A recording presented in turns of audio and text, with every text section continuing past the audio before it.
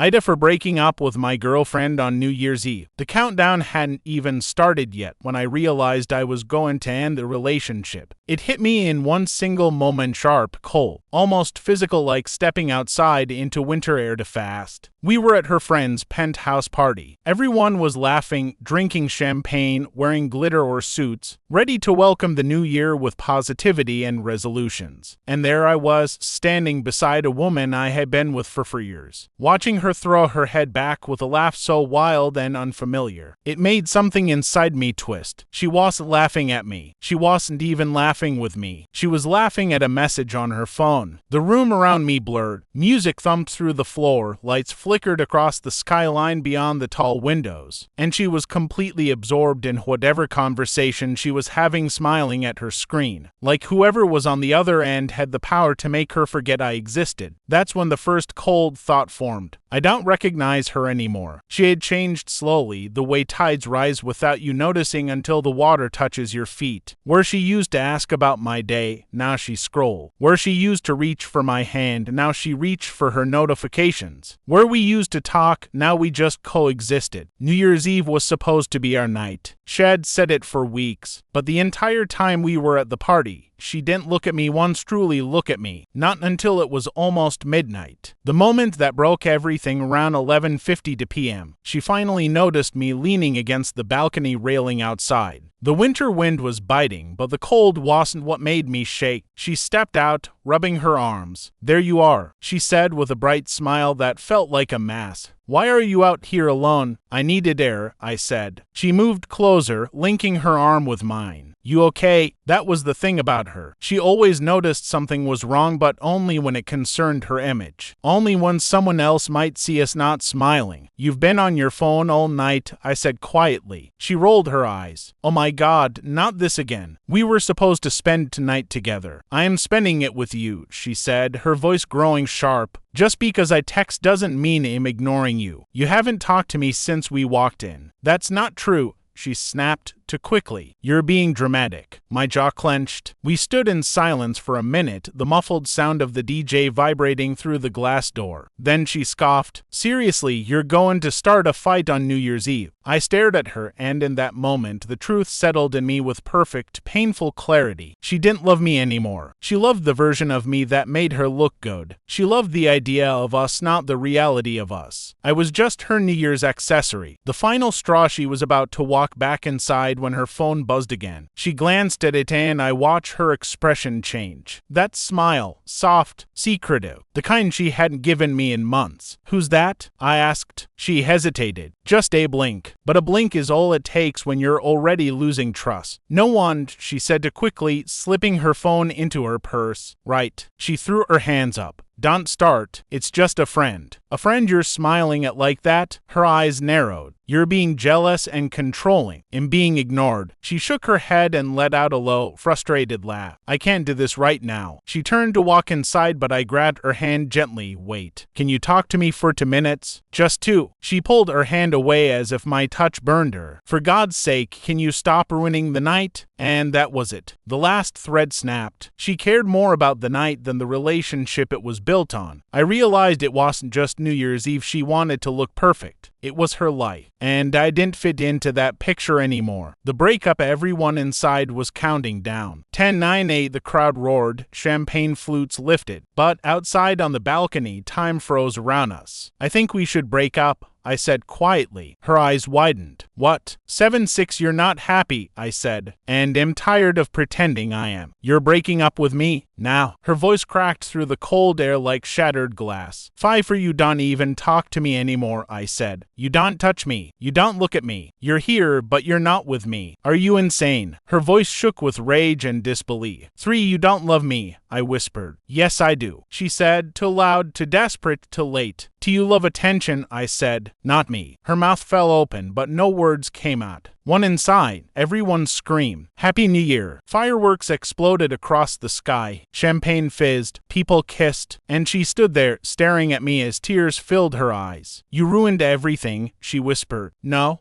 I said gently. Everything was ruined long before tonight. In just finally admitting it, her face crumbled. She covered her mouth, trying to hold in a sob. You're really ending this? I nodded. Yeah, I am. The aftermath. She stormed back inside, pushing people aside, mascara streaking down her cheeks. Friends looked at me like I was a monster. On New Year's Eve, dude, seriously? You couldn't wait one day? That's cold, man. Maybe they were right. Maybe it was cold. But as I stood alone on that balcony with fireworks exploding above the city, something inside me finally exhaled. For the first time in a long time, I felt free. Not happy, not relieved, just free. Sometimes timing isn't kind. Sometimes truth doesn't care about holidays. Sometimes the new year deserves a clean start, even if it means breaking someone's heart along the way. So now I'm here asking strangers on the internet. Inside the penthouse, the New Year's celebration was in full swing. Balloons drifted under the ceiling, couples kissed under dim lights. Confetti floated through the air like snow in slow motion, and she walked straight into the center of it all with tears streaming down her face. At first nobody noticed too much alcohol, too much music, too much excitement. But then her best friend, Danielle, spotted her at the appetizer table, wiping mascara off her cheeks with trembling hands. Oh my God, Lily, what happened? Danielle gasped, rushing over. She didn't even hesitate. He broke up with me, she shouted loud enough for half the room to hear. Heads turned. Music didn't stop, but it felt like the whole room suddenly tilted in her direction. I stayed outside on the balcony, leaning against the railing, listening to the muffled voices through the glass door. He broke up with you. Now, on New Year's Eve. What the hell is wrong with him? Seriously? What a jerk. A few curious faces turned toward the balcony. Some glared at me through the glass as if they already had the verdict. In their eyes, I wasn't a man who tried for years. I wasn't someone who watched the relationship rot slowly. I wasn't someone who asked for attention, time, love, no. I was the cold-hearted guy who ended things on a holiday. I could practically feel the heat of their judgment pressing against the windows. She comes back outside, the balcony door slammed open, nearly hitting me. Lily stood there, chest rising and falling, tears smearing black lines down her cheeks. The party lights behind her flickered like fire. How could you do that to me? She demanded, voice shaking in fury. In front of everyone? You brought it inside, I said quietly. I didn't. She blinked hard. You embarrassed me. You made me look pathetic. I exhaled slowly. This isn't about your image. It is about my image. She snapped. Do you know how this looks? People think I drove you away. People think I ruined the relationship. I stared at her, stunned. That's what you care about? What strangers think? She crossed her arms, shivering in the cold. You know I care about appearances. That's the problem, I said softly. You care about appearances more than me. Her chin trembled. I loved you, she whispered. No, I said gently, you loved being loved. Her eyes widened like I'd slapped her. You don't get to decide what I felt. In not deciding, I said. In telling you what I lived. The wind whipped around us. The world inside continued celebrating, oblivious. She swallowed. You're throwing away for years because I looked at my phone tonight. This isn't about tonight, I said. It's about the last year. She flinched. You've been gone for a long time, Lily. Just not physically. She shook her head fiercely. I didn't cheat on you. I didn't say you did. But you're acting like I did. She cried. Like I betrayed you. You didn't betray me, I said. You neglected me. The accusations began. She stepped closer, pointing a trembling finger at me. Admit it, she said. You broke up with me tonight because you're a coward. You didn't want to do it earlier. You waited for the one night that guarantees everyone sees you as the victim. I stared at her, shocked. You think I ended our relationship to get sympathy? She nodded through her tears. Yes, because you knew if you did it tonight, you could say, "Ooh, poor me. She ruined New Year's Eve." I couldn't even find words for a moment. Lily,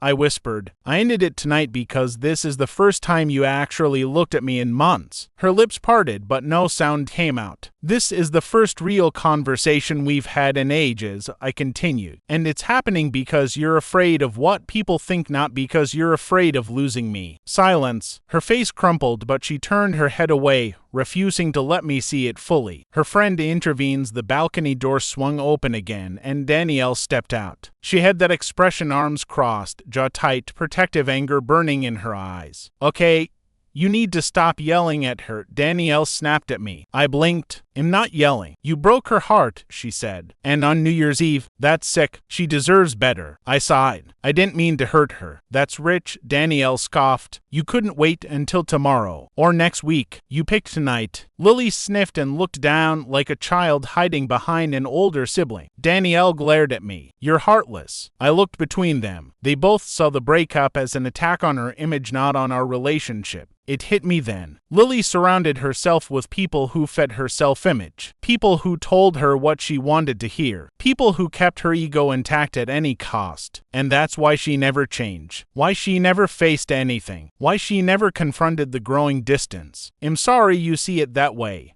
I told Danielle calmly, but this was going to end whether it was tonight or next month. You're pathetic, she spat. Danielle, Lily whispered, pulling her arm. Let's go inside. But Danielle shook her off and kept staring at me like she wanted to set me on fire. You don't deserve her, she said. I know, I replied softly. She needs someone who doesn't need anything back. Danielle froze at that, and Lily looked at me with a sudden sharp inhale, like the words hit her harder than anything else I'd said. The walk out, I didn't wait for more drama. I stepped past Danielle, through the balcony door and into the warm, glittering chaos of the party. I heard whispers as I walked. Is that him? He dumped her tonight? What kind of man does that? I thought they were perfect, but I kept walking. I got my coat, my keys, and headed for the elevator. Behind me, the music was loud, cheerful, alive. Ahead of me, the hallway was quiet and hollow. As the elevator doors slid shut, I saw Lily rush to the doorway of the penthouse, eyes wide, hand pressed against the frame. She looked like she wanted to call out. She didn't, and the doors closed. The first day of the new year, the next morning, I woke up in my apartment surrounded by silence. No texts from her, no missed calls, nothing. It was the first New Year's Day in 4 years that her name wasn't the first thing I saw on my phone. I made coffee, sat by the window, watched snow fall over the city. For the first time, the silence didn't feel like a punishment. It felt like a clean slate. But then,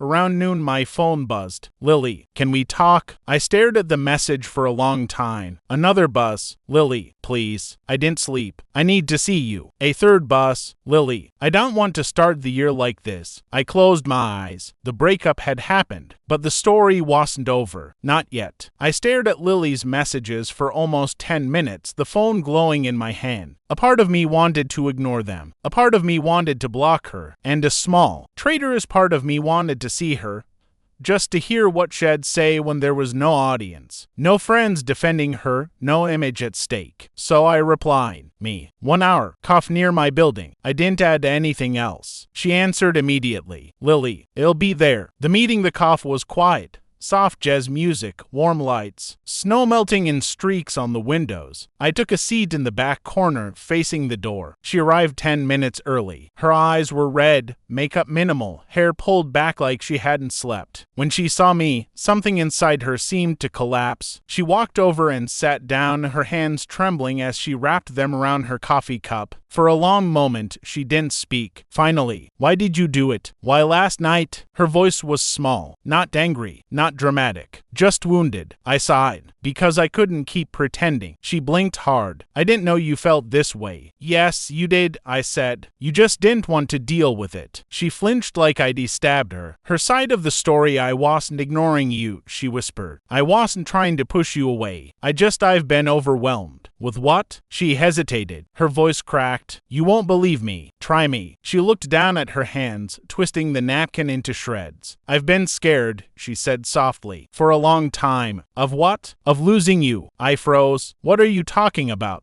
You barely spent time with me. You were always on your phone. That's because it was easier. She burst out. It was easier than sitting next to you and feeling like I wasn't enough. I stared at her, stunned. She wiped a tear with the back of her hand. You didn't cheat, I said. You didn't do something unforgivable. You just pulled away. I didn't mean to, she whispered. But every time we talked about anything serious, you looked disappointed. Every time I wasn't the perfect girlfriend, I felt like I failed you. I opened my mouth, then closed it. Because she wasn't entirely wrong. I did get frustrated sometimes. I did withdraw when she ignored me. I did expect that after 4 years together we'd be closer, not drifting. But she wasn't finished. The truth about New Year's Eve, Lily took a shaky breath. That message I was smiling at last night, she said. It wasn't another guy. I frowned. It was my mother. I blinked. Your mom? She nodded, swallowing hard. She and I haven't spoken in almost a year. Because of our relationship, she said. She didn't approve of us. She always nagged me about marrying you, pressuring me, making me feel like I was failing. And she texted you last night, yes. She said she wanted to reconcile. She said she was proud of me for staying with someone for so long, that she wanted to start over. I leaned back processing this. And that made you laugh? She told a joke about how she'd predicted we'd break up a long time ago, and I'd proven her wrong. I laughed because I thought maybe starting the new year meant repairing things. The realization hit me like a cold wave. I had projected my insecurities onto her. I saw distance where there was fear. I saw disinterest where there was pressure. I saw disrespect where she was actually reaching for something familiar. But that wasn't the full truth. Her next words shattered what was left of the night before. The pain she had, I didn't tell you this, she whispered, because I was ashamed. But I lost my job 2 months ago. My heart dropped. You what? Why didn't you tell me? Tears streamed down her cheeks. I didn't want you to think I was a failure, she said. I didn't want you to worry. I thought I could fix it before you found out. Lily, I was scared you'd leave me if I wasn't good enough. Scared you'd see me differently. Her voice cracked into a sob. And last night, when you said I didn't talk to you, it's because I didn't want you to see how broken I felt. I sat there, absorbing every word. Every assumption I'd made the night before hit me like falling bricks. I didn't know, I said quietly. You didn't ask, she replied gently. Her final question, the cough had grown quieter. Outside, snow continued falling in soft white waves. Do you really think I didn't love you? She asked, voice trembling. Do you really think I only cared about attention? I lowered my gaze. I think you were drowning, I said, and I mistook your silence for distance. Lily closed her eyes, breathing shakily. I'm not perfect, she whispered, but I never stopped loving you. Not for a minute. I felt something twist painfully inside my chest. She looked at me with wet eyes. Can we undo it? She asked. Can we try again? Please. That plea,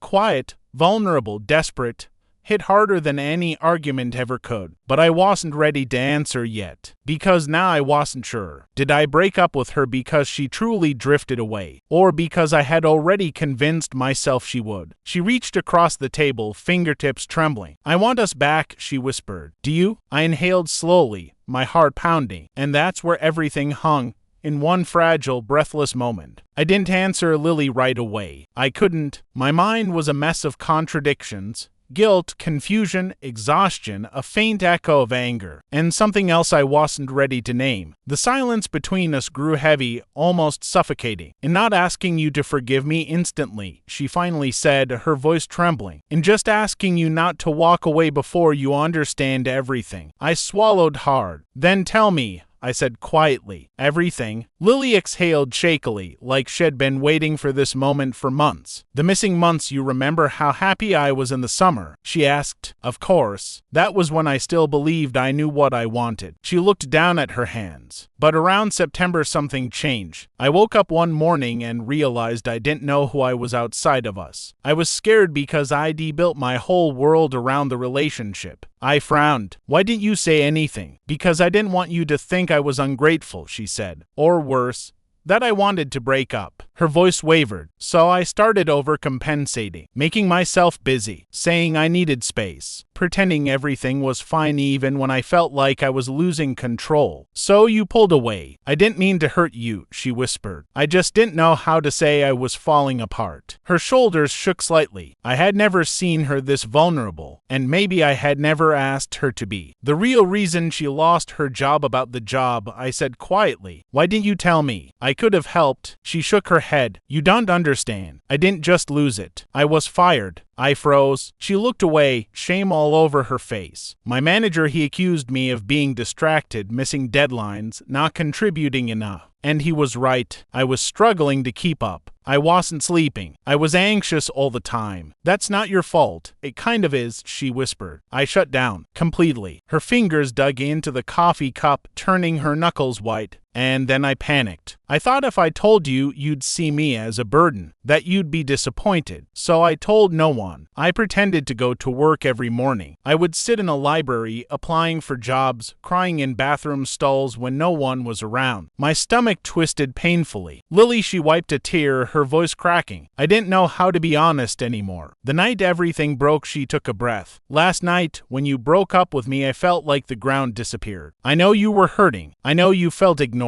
But I thought, stupidly, that I had more time to fix myself before you found out how messed up I was. That's not something you needed to hide from me, I said softly. But you asked me a question, she whispered. You asked me why I was distant. And I lied even then. I couldn't admit that I'd been fired. That my mother only reached out because she thought I'd already failed at everything else. That hit me hard. Her voice grew thin, almost disappearing. And the worst part, I laughed at her message because it was the first time in months I felt understood. She mocked me, and I still felt grateful someone noticed I wasn't okay. She looked at me, eyes red and glossy. Do you see how broken that is? I didn't know what to say, not because there were no words, but because too many were fighting in my head at once. My own mistakes come full circle, so, she said, swallowing hard. If you want to hate me, I understand. I messed up. I hid things. I shut you out. She took a shaky breath. But please don't think it was because I didn't love you. I was trying to protect the one part of my life that still made sense, you. Something clenched painfully in my chest. Because as she spoke, scenes flashed in my mind like fragments of a movie. Me rolling my eyes when she canceled plans. Me growing cold instead of asking questions. Me assuming she didn't care. Me breaking up with her on the one night she might have actually needed me most. I had been hurt, but I had also been blind. I didn't hate you, I whispered. I just felt forgotten. You weren't, she said immediately. You were the only thing keeping me from falling apart completely. The sincerity in her voice was almost unbearable. The question that changed everything then, she said, the one thing I hadn't expected. In not asking you to get back together today, I'm asking you to consider whether we still have something worth saving. I looked at her, really looked, the exhaustion under her eyes, the way she held herself like someone waiting to be hit again, the fear she was barely hiding, the hope she was scared to admit she still had. A part of me wanted to pull her into my arms. Another part wanted to walk away before the wounds got deeper. She seemed to sense the conflict. If you want space, she whispered, I'll give you space. If you want to end it, I'll accept that too. I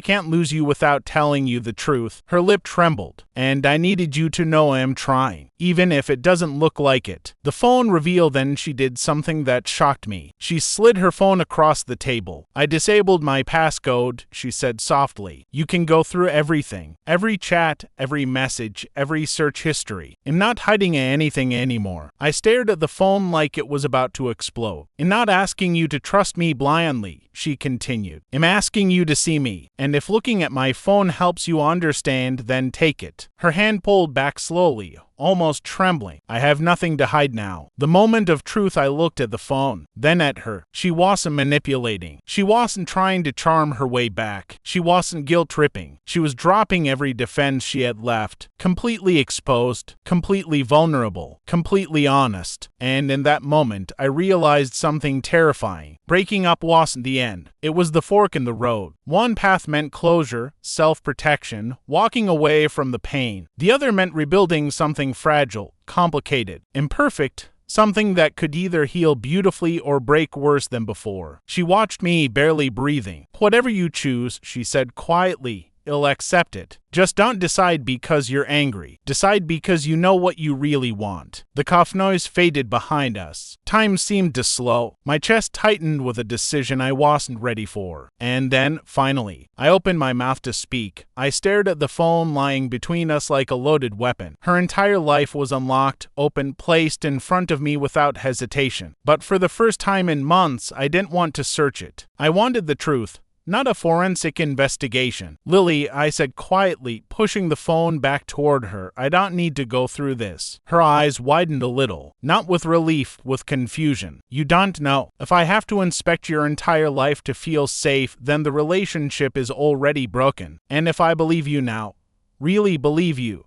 Then I don't need that. Her lip trembled. So, what does that mean? I took a deep breath. It means we need to stop pretending this was just a misunderstanding. You were drowning. I was shutting down. We weren't talking. We were surviving each other, not loving each other. She lowered her gaze. A tear slipped down her cheek, and I continued. I should have asked what was wrong instead of assuming the worst. You had every right to feel hurt, she whispered. And you had every right to feel scared, I replied. For a long moment, we sat there, two people who still cared, still hurt, still didn't know how to fix what had cracked open. The decision I still love you, she said softly. That hasn't changed. I still love you too, I admitted. But love isn't the problem. Communication is. She nodded, swallowing hard. Her voice shook when she spoke again. Are you saying it's over? The air seemed to freeze. I reached across the table and took her hand, gently. Not possessively, just enough for her to feel that I wasn't angry anymore. I'm saying, I whispered, that we need time apart. Real time, not a break, not a pause, a real ending. For now. She inhaled shakily. For now, because I think we both need to grow into people who won't destroy themselves. Trying to keep the other happy, I said. And maybe one day if we're both better, more stable, more honest, maybe we'll find our way back. Her breath caught. But we can't rebuild something while standing on the same broken foundation, I finished. A tear rolled down her cheek, but she didn't pull her hand away. You're not walking away out of anger, she whispered. You're doing it out of care, yes. That makes it so much harder, yes. She squeezed my hand just once, as if memorizing what it felt like. The last walk we left the cough slowly. The snow had thickened, soft flakes drifting like quiet confessions around us. We walked to the corner where our paths would split, the direction to my apartment, and the direction to the bus stop she always used. We stopped, and suddenly she stepped forward and hugged me. Not desperately, not clinging, just a long, quiet, heartbreaking embrace that said everything words couldn't. I don't regret us, she whispered into my chest. I don't either. She pulled back, eyes red but calm. You were home, she said softly, even when I didn't know how to live in it. My throat tightened painfully. And you showed me what love looks like, I whispered. We stood there, snow gathering on her hair, her coat, my shoulders. Then she took a small step back. I'm going to get better, she said softly. Not for us, for me. And that's exactly why, I whispered. We're making the right choice. Her breath shook, but she nodded. Goodbye, then. Goodbye, Lily. She gave me one last look, the look of someone breaking and healing at the same time, then turned and walked away, her silhouette fading slowly into the falling snow. I watched until she disappeared around the corner, and for the first time in months, I finally felt something I hadn't expected. Not relief, not regret, but clarity. We weren't ending because we stopped loving each other. We were ending because we finally understood love wasn't enough on its own. Sometimes the bravest thing you can do is let someone go before you lose them in a worse way. And as the snow continued to fall, I turned toward home ready, maybe for the first time, to rebuild myself too.